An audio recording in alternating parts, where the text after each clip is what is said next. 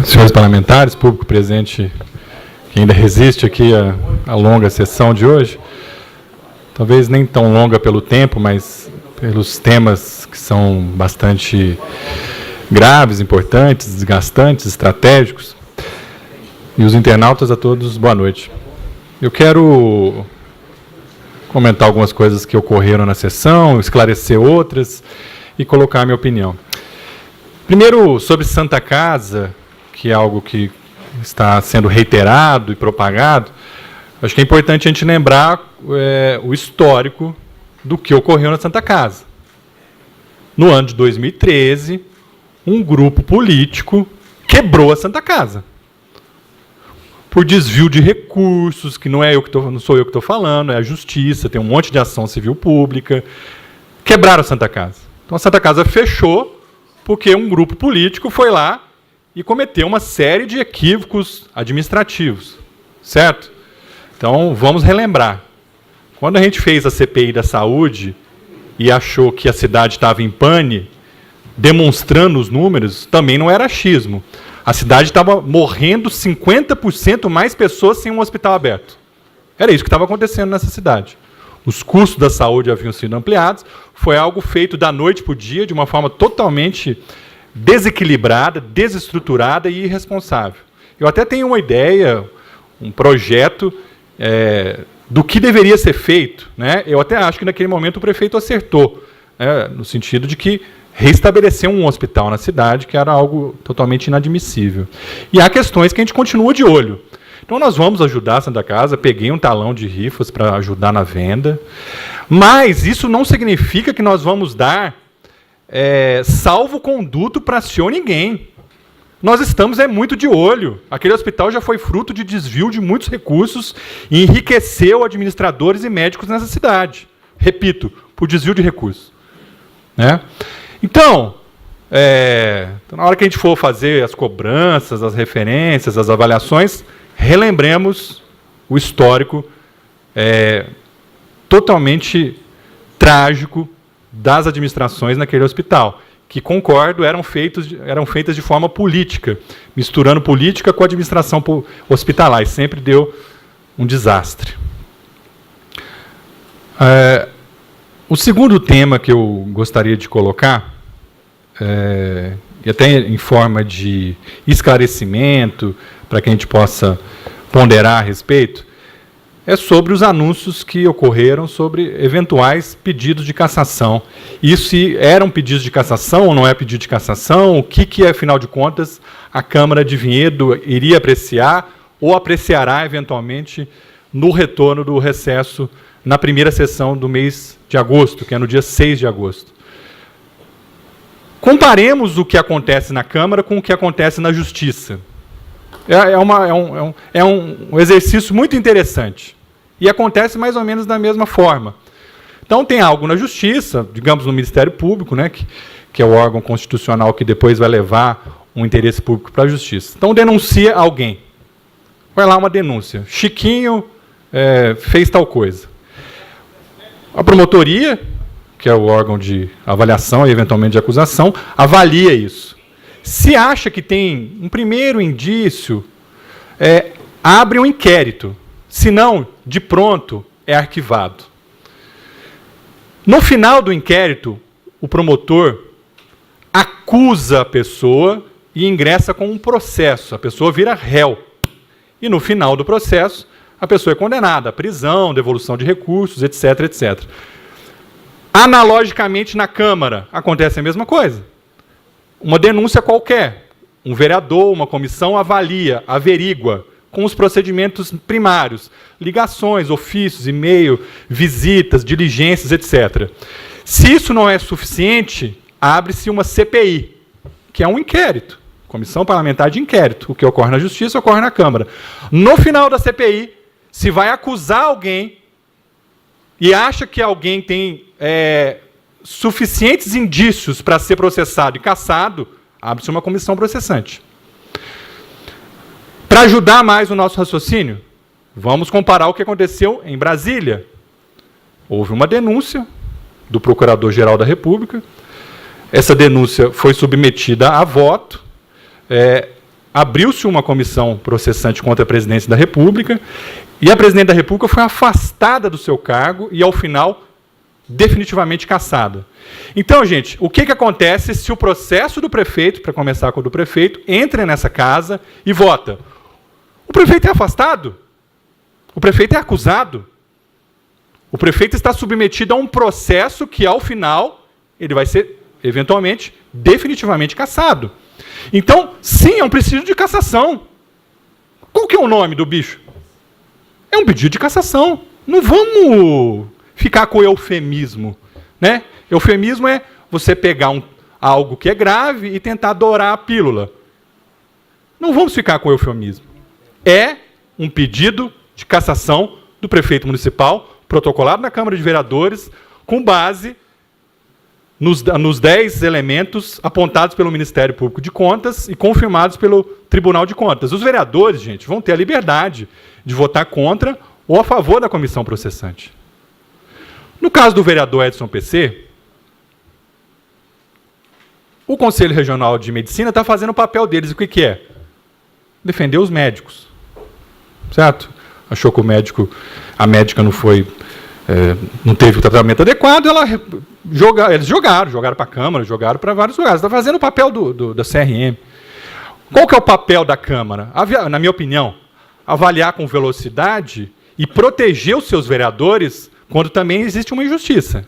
E na minha opinião, nesse caso, é absurdo o pedido. Por quê? O pedido, gente, sem eufemismo de novo, é com base no Decreto-Lei 201 de 67. Google, digitem lá, Decreto-Lei 201 de 1967. Para que ele serve? Para caçar pessoas. Para caçar pessoas. Então, nós vamos votar aqui um pedido contra um vereador por quebra de decoro que, abrindo a comissão processante, no caso, já fazendo uma primeira acusação. Gente, vamos voltar aqui no raciocínio. Quando a gente abre uma comissão processante, é porque já subiu 2 degraus. Primeiro degrau, desconfiança. Segundo degrau, é um inquérito. Terceiro grau, é uma acusação. É uma comissão processante aqui, e lá na Justiça, é um processo. A pessoa vira réu. Então, eu estou achando o seguinte... pimenta nos olhos dos outros é refresco, né? Para não ficar usando aqui um termo que é... O eufemismo é isso que está sendo utilizado. Pimenta no olho dos outros é refresco. E o governo de Vinhedo, ele tem, historicamente, a tradição... Quando eu falo governo, é um setor do governo. Eu sei que o governo é composto de diversos setores, eu sei que nem todo mundo concorda com tudo que acontece.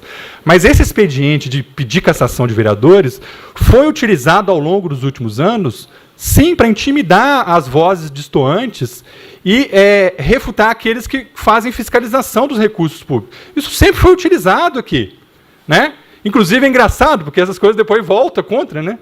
Se utiliza um expediente, e esse expediente depois é usado contra o mesmo governo. O governo de Vinhedo fez isso, estava aqui o ex-vereador Valdir Barreto, que teve 3 vezes o pedido de cassação, minha gente. Dos mais absurdos possíveis. Teve um que foi um secretário de governo, protocolou aqui a cassação. Pedido de cassação, não vou usar eufemismo. Porque o vereador Valdir Barreto transmitiu aqui na tribuna da Câmara um pronunciamento das meninas da cooperativa de reciclagem. Ele veio aqui e trouxe uma denúncia. Gente... A Constituição Federal garante uma coisa para os vereadores, a inviolabilidade da palavra. Então eu vou defender até o fim o direito da vereadora Flávia, do vereador Marcos Ferraz, do Geraldinho Canguçu, do Gelmi, Nil, Paulinho e vereador Sandro Rebeca, que estão aqui presentes. Até o fim. Eu posso discordar 100%, mas eu vou discordar. E não vou usar de expedientes de mandar ninguém pedir cassação e nem vou pedir cassação, porque eu não discordo da palavra. O vereador, na sua ação parlamentar, tem que ter garantido a sua palavra. Se ele está no território do município, se ele está na sua ação parlamentar, ele não pode ser intimidado por causa disso. Aliás, é o pouquinho que nós temos aqui na casa. Se a gente perder isso, nós já estamos vivendo um negócio super indecoroso no nosso país, né? Onde é muito difícil fiscalizar, onde as instituições estão todas moralizadas. Então, nós vamos abrir mão do pouquinho que nós temos, que é a possibilidade de falar, né? A gente pode até criticar. E eu posso vir aqui e criticar ferozmente alguém, que você falou uma bobagem, você falou uma mentira, você falou um absurdo, como a gente faz com o governo ou com qualquer outro vereador, se for necessário. Agora, usar isso e vir aqui pedir a cassação? Não. Isso não está certo. Isso não está certo, isso não é um expediente correto, isso é um expediente que foi utilizado durante muito tempo pelo governo de Vinhedo. E passei por isso. Denunciava a Fazenda Cachoeira, continuo denunciando algumas questões que estavam lá, acontecendo, né, tentativas de coisas acontecendo no bastidor. Os donos da Fazenda Cachoeira, que nem moram na cidade, vieram aqui pedir a minha cassação. Minha cassação! Para de conversa fiada, que é um pedido, blá, blá, blá, blá, blá. Pedido de cassação. Aí, quarta-feira, quinta-feira, sexta-feira, cadê a publicação, vereador Edu? Não sai. Segunda-feira, na parte da tarde, eu encontro o então presidente da Câmara e o então jurídico da Câmara. Os dois, nesse momento, secretários do governo. Falei, o que vai acontecer? Nós vamos votar. Segunda-feira, na hora do almoço. Que covardia!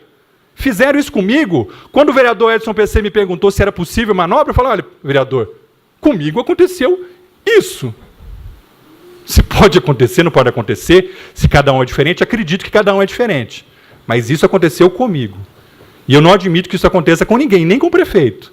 Certo? Se for acontecer algo com o prefeito, tem que ser publicado, tem que ser expedido, tem que ser transparente, tem que ter direito de resposta. Sabe? Golpes, gente. Chega. Nossa cidade não aguenta mais golpe. Nossa cidade não aguenta mais essas coisas, sabe? Decreto da maldade, mutreta com dinheiro público, desvio do dinheiro público, usar a máquina administrativa para perseguir adversários. Chega. Chega. Né? Então, eu não sou daqueles que acham que está tudo uma desgraça e tal, mas também não acho que está sob controle. A coisa no Vinhedo está muito preocupante, né, do ponto de vista administrativo, do ponto de vista político. Então, a casa tem que se proteger. Né? Propus agora, na reunião, no final, vou falar aqui publicamente, senhor presidente, e para o próximo presidente que houver que for presidente. Quando chegar um pedido, por favor, dê publicidade para o vereador e para a vereadora. Se tiver uma dúvida, por favor, chame uma reunião. Por favor, depois, sabe, não deixa a coisa assim. E nem estou falando que, nesse caso, não estou entrando no mérito, estou falando em qualquer caso. Em qualquer caso, porque as regras do jogo têm que ser igual para todo mundo. Porque senão realmente fica falando, olha, para alguém do governo foi de um jeito, alguém da oposição foi de outro jeito. Então, as regras têm que ser sempre a mesma, sempre. Porque aí o jogo fica seguro. Se eu entro no jogo, eu sei que o juiz não vai meter a mão, que eu sei que o cara não vai me dar uma canivetada na barriga. Então, é um jogo de bola.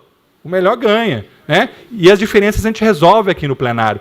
Agora, resolver por diferenças políticas com manobras, não.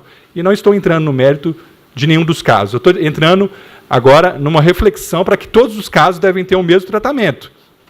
E o presidente da Câmara, ele tem uma série de louros. Ele sai na foto, ele assume se caçar o prefeito e a vice, ele tem um monte de vantagens, mas tem algumas desvantagens. Por exemplo, se fizer bobagem nessas horas, pode ser processado, pode responder por prevaricação, lógico que pode. Pode responder por injustiças. Então, ele tem que calcular. Olha, isso aqui é injusto, arquivo. Isso aqui tem alguma evidência. Eu tenho dúvidas, submeto ao plenário. Né? E aí, eu acho que nesse caso, se a gente fizer as coisas direitinho, não tem ruído. Né? Usei bastante o meu tempo hoje para falar sobre isso, que eu acho que é importante. Até porque as coisas não vão parar.